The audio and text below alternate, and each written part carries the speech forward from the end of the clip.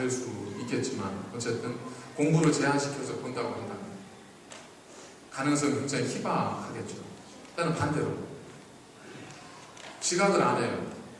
그리고 수업 시간에 도망도 안 쳐요. 책상에 앉아있어 그러면 끝날 때까지 앉아있어요. 자, 이러는 학생들은 공부를 잘할까요? 그런 학생들은 잘할 수도 있고 또 아닐 수도 있어요. 그죠? 하지만 그 전자보다는 조금 나을 수는 아마 있을 거예요. 자, 그러면 어디에 달려있는 거예요? 공부의 어떤 핵심, 자아성취 핵심은 어디에 있는 거죠? 내가 지금 무엇을 하고 있느냐에 있는 것이 아니라 내가 왜 그것을 해야 되는가에 대한 분명한 이해와 깨달음을 가질 때 그 모든 행위들은 의미가 있는 행위들이 되게 됩니다. 왜 공부를 해야 되는지. 그리고 지금 저희들이 학교에서요, 한국에서 고등학교 다니실 때까지 그 중학교, 고등학교 6년 동안 영어를 배우잖아요. 그렇게 공부하라고 해도 안 하던 영어를 호주에 와서 돈을 주고라도 하는 이유는 왜 그래요? 돈을 주고라도 좀 내가 했으면 배웠으면 좋겠다라고 이야기하고 그런 마음의 갈급함이 있는 이유는 왜 그렇죠? 해야 될 필요성에 대해서 절실히 느끼기 때문에 그렇지 않습니까? 내가 왜 해야 되는지에 대한 이유를 발견하고 나니까 예전에는 돈을 받고라도 돈 줄 테니까 공부하라고 해도 안 했지만 이제는 돈을 내고라도 공부하잖아요. 그 의미를 알지 못하면 우리는 그 어떤 것도 다른 대로 그 뜻대로 살아갈 수가 없다는 겁니다.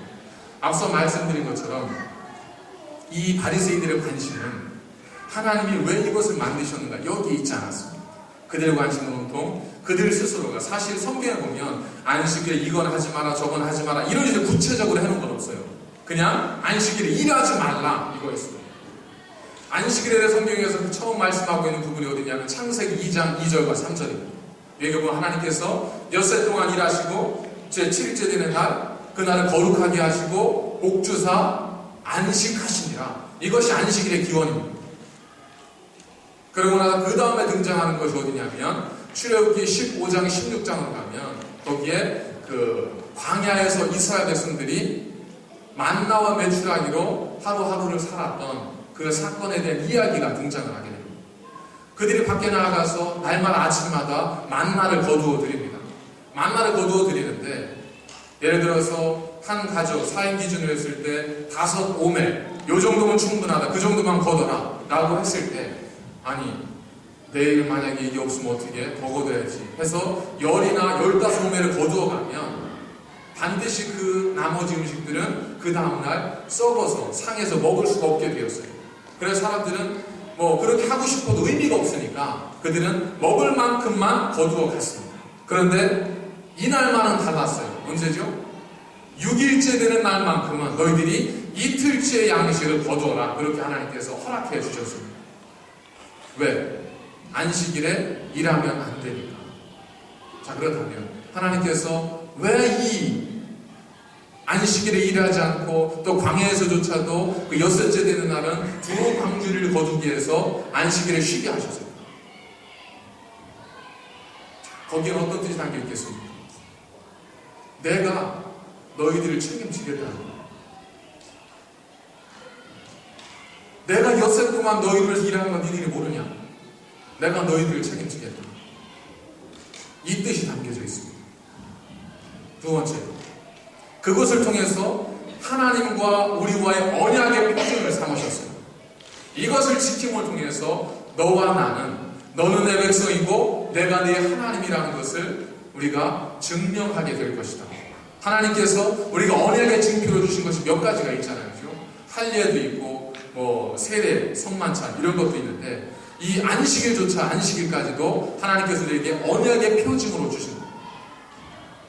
세 번째 의미가 있습니다. 하나님께서 너희가 안식일에는 일하지 말고 내 안식에 참여하라 라고 하시면서 일하지 않는 대상을 꼭 집어서 규정해 주셨습니다. 너희는 너희뿐만 아니라 너희 집에 있는 남종이나 여종이나 너희 집안에 머무는 나그네나 너희 집에서 기르는 가축, 모든 가축들까지도 안식일에는 일하지 말라. 이렇게 하나님께서 명령하셨죠. 왜 그랬을까요? 그러면서 성경에서는요, 너희들이 일하면 죽으리라. 이렇게 강력하게 말씀하셨거든요. 근데 사실 안식일이 일했다고 해서 죽었던 기록은 성경에 딱 한 번밖에 안 나와 있습니다. 그러니까 대부분의 경우는 죽지는 않았던 것 같아요. 왜 그랬을까? 자, 이번에 한국에서 추석이 있었잖아요. 한국도 이제 그 추석 연휴가 공휴일, 토요일이나 주일에 끼게 되면 그 다음 날을 대체 휴일로 해서 쉬게 되지 않습니까? 근데 보니까 뉴스에 보도되는 거 보니까 대기업이라든지 혹은 그 공무원들은 대체 휴일을 즐겼어요. 그래서 그 금요일부터 시작해서 수요일까지 휴가를 누렸는데 중소기업에 근무하는 분들은 대체 휴일이 뭐예요? 이렇게 이야기하시는 분들이 계신 거예요.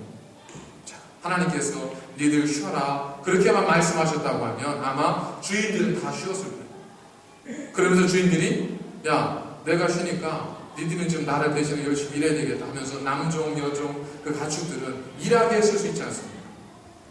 주님께서는, 하나님께서는 하나님이 약속하신 쉼과 하나님께 주시고자 하는 평안과 기쁨은 주인이나 종이나 남자나 여자나 사람이나 가축이나 어느 것 할 것 없이 모두에게 공평하게 주시는 쉼이었습니다. 그래서 하나님께서는 아무도 일하지 말고 쉬라고 말씀하신 거예요. 그 말씀이 있었기 때문에 종들도 쉴 수 있었습니다. 그 말씀이 있었기 때문에 하인들도 쉴 수가 있었습니다. 그게 없었다면 아마 악독한 주인에 의해서 종들은 쉼도 없이 일해야 됐습니다. 여기에 하나님의 뜻이 있는 겁니다. 하나님의 관심은 우리에게 없기. 우리가 안식일을 통해서 하나님의 거룩한 날을 통해서 복 주신 날을 통해서 우리가 쉼을 얻고 우리가 기쁨을 얻기를 하나님은 원하고 계시다. 그런데 제사장인 이 아비아달이 아비아달인가 이가 그 다윗에게 음식을 줬잖아요. 진설병을. 그러면서 법을 어겼어요. 그러면 이건 어떻게 되는 겁니까? 하나님께서 뭐 때에 따라서 얼마든 달라질 수 있는 건가? 법 적용이 달라질 수 있는 건가? 그것은 아니죠.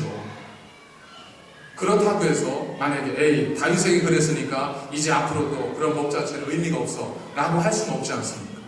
왜냐하면 여러분 저희들이 가다 보면 교통 경찰들이 교묘한 곳에 숨어서 이제 그 스피드 카운터로 저희들이 찍는 경우가 있잖아요.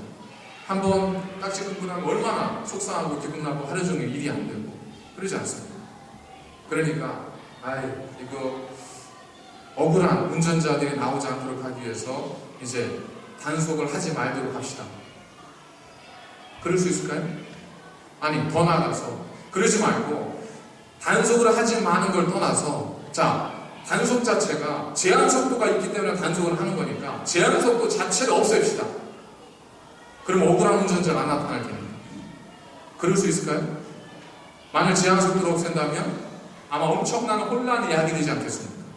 그렇기 때문에 법이라고 하는 것은 언제나 최소한의 범위 안에서 우리에게 적용되어질 필요가 있습니다. 하나님의 율법도 마찬가지예요. 그래서 성경에서는 두리뭉실하게 이렇게 법을 말씀하셨지 구체적으로 39가지를 콕 집어서 말씀해 주시지 않았습니다. 누가 한 일이에요? 유대인들이 그럼 우리가 어떻게 이걸 해야 될 건가? 그걸 스스로 생각하다가 만든 것이 미시나의 39가지의 계명이 있었습니다. 그걸 지키면 안식일을 지키는 거고 안 지키면 못 지키는 거예요. 근데 주님은 그게 아니에요.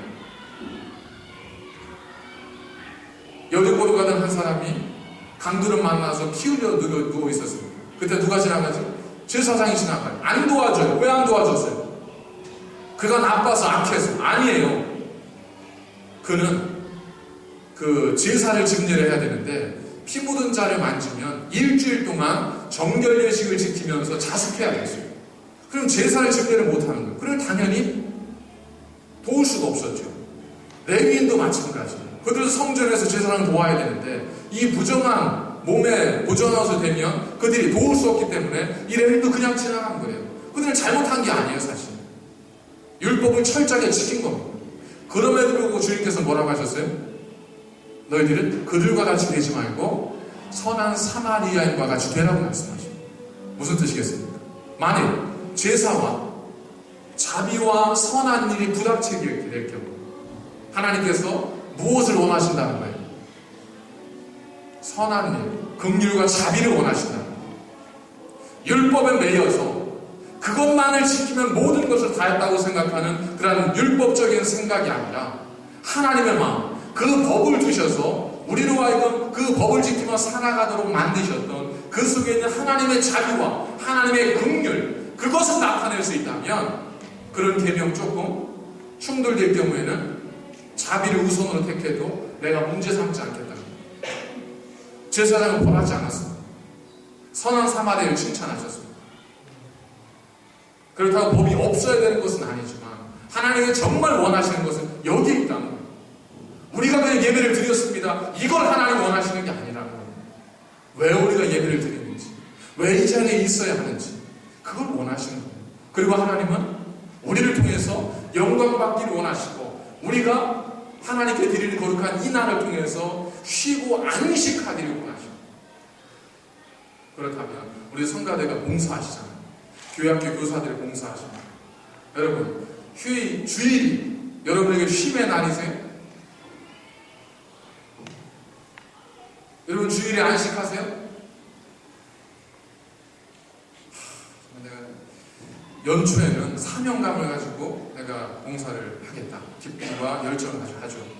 6월 정도 가면 이거 가다가 중지 못하면 안이감만 못하니라 눈도 있고 하니까 일단은 가자. 10월 정도 가면 십자가를 지는 각오와 결단과 사생의 어떤 사명감으로 내가 올 말까지는 어떻게든 간다 하리라. 하지만 내년에는 날짜리도 없습니다. 그래서 막 눈을 부릅뜨고 쳐다보시는 분들이 가끔 계신데, 자, 그렇다면 아마 그건 쉼이 아닐 거예요. 얼마나 괴롭겠습니까?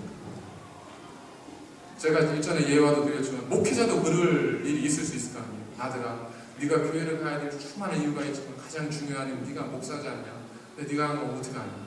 이렇게 말씀해 주신 어머니처럼 쉼이 되지 않고 은혜가 되지 않고 기쁨이 되지 않으면 사실 우리가 주일을 잘못 드리고 있는 거예요. 우리가 밖에서 봉사하세요. 또 성가대를 찬양하세요. 공동 식사하시죠.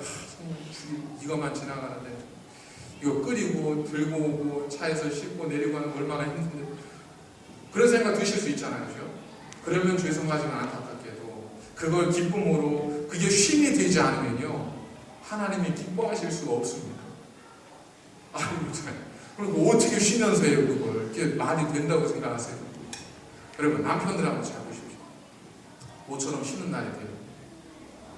모처럼 쉬는 날인데 테니스 치러 나가서 골프 치러 나가서 말 타러 가시고 뭐 어디 산으로 들고 막 다니세요. 그래서 아내가 뭐라고 하는 제발 좀 쉬는 날에 좀 쉬어요. 그러니까 남편들이 뭐라고 하시죠? 나는 이게 쉬는 거야.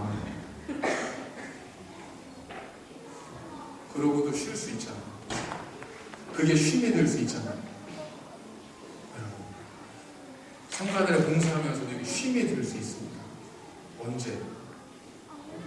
내게 주신 하나님의 은혜가 기쁘고 감격스러워서 그 하나님을 찬양할 수 있을 때 성가대의 봉사는 고역이 아니라 쉼이 될 수 있습니다. 교회학교 교사들이 봉사하는 것과 공동식사를 봉사하는 것, 내가 그동안은 내가 편하게 그저 다른 성도님들을 섬겨주는 것 때문에 편하게 먹었지만 오늘은 내가 기꺼이 다른 성도님들을 섬겨줄 수 있으니 얼마나 기쁜 일인가. 그래서 나는 팔을 살아가는 것도 쉬는 일이고 나는 무를 써는 것도 쉬는 일이고 나는 청소를 하는 것도 쉬는 일이고 될 수 있죠. 하나님의 은혜 속에 거하면 모든 것은 쉼이 될 수 있습니다. 자녀를 위해서 하는 일 어떠세요? 힘드세요? 안 힘든 일은 뭐예요? 일이 안 힘들어서는 아니잖아요. 엄마 좀 쉬세요. 아빠 좀 쉬세요. 그렇게 말하는 자녀는 없겠지만 그래도 그렇게 말한다면 엄마 아빠 좀 쉬세요. 그렇게 말하면 어떻게 하죠? 아유 괜찮아. 난 하나도 안 힘들어. 나는 일하면서 쉬어. 일하면서 어떻게 쉬어요? 그렇지만 그게 쉬는 게 되는 건 뭐예요? 사랑하는 자녀가 있잖아요. 니들이 내 보배야. 니들만 보면 힘이 나. 하나님 당신만 보면 힘이 솟습니다. 하나님 당신만 보면 내 마음에 감격이 넘쳐납니다. 그래서 봉사하고 성가대를 봉사하고 또 저는 성가대에서 찬양대로 봉사하고 찬양단으로 봉사하고 교사로 봉사하고 공동사로 봉사하고 뭘로 봉사해도 하나님 저는 기쁘고 저는 이게 쉬는 겁니다. 이럴 수 있다는 거예요. 쉼은 노는 게 아니에요. 안식입니다. 여러분 어떠십니까? 여러분의 주일은 어떠세요? 안식의 날이세요? 아니면 아이고 그냥 빨리 좀 이 시간이 지나가면 좀 쉴 수 있을 텐데 라고 생각하는 날이세요? 하나님의 마음은 여러분이 쉬기를 원하시는 거예요. 하나님의 마음은 여러분이 평안하기를 원하시는 거예요. 하나님의 마음은 여러분이 모든 것들을 기쁨으로 감당할 수 있기를 원합니다. 그래서 시냇가에 심기운 나무는 시지를 쫓아 바지를 맺음처럼 우리가 하나님 안에 구할 때, 그 은혜 안에 구할 때 우리는 무엇을 해도 고된 일이나 고단한 일이 아니라 오히려 기쁨의 일이 될 수 있는 거예요. 우리 성가대원들 얼굴을 보십시오. 얼마나 저 밝은 미소 속에 하나님에 대한 기쁨과 감사가 있어요. 그죠? 쉬시는 거예요. 지금 저렇게 편안하게 앉아서 쉬시잖아요. 주일은 쉼이 있어요. 안식이 있으셔야 돼요. 한 주 동안은 열심히 수고하고 노력해야 됩니다. 주님 앞에 나와서 내려놓으면서 하나님이 주신 안식으로 힘을 얻고 용기를 얻고 담대함을 얻고 돌아가시는 날이 되시는 거예요. 하나님께서 기쁘신 일을 하셔야 돼요. 하나님께서 영광 받으실 일을 하셔야 되는 거예요. 그 일이라면 그것이 무엇이 되었든 관계없어요. 그것이 무엇이 되었든 그 사람을 예배해 드리는 거예요. 저희 세계사에 교속한 모든 교우들께서는 거룩한 주님의 날에 모두가 하나님이 기뻐하시는 예배를 드리고 하나님 안에서 안식을 누리시기를 주의 이름으로 간절히 축원을 드립니다. 기도하시겠습니다. 거룩하신 아버지 하나님 감사를 드립니다. 저희들도 그저 인간인지라 우리도 모르는 사이에 하나님의 뜻을 따라 살기보다 그저 하루하루 우리에게 주어졌던 그 규율과 율법을 따라 그냥 내가 만들어 놓은 규칙을 따라 그렇게 살아오고 있지는 않았습니까? 그러나 이제 하나님의 말씀을 통하여 안식의 참된 의미를 깨달았사오니 주님의 날, 주님을 기뻐하고 하나님을 찬양하며 하나님의 주신 위로와 그 안식을 우리의 삶에 받아 누리는 거룩한 날이 되어질 수 있도록 인도하여 주시며 우리에게 참된 쉼을 허락하여 주셔서 우리가 이 날을 통하여 더 능력의 사랑으로 거듭날 수 있도록 축복하여 주시옵소서. 예수님의 이름으로 감사드리며 기도하옵나이다.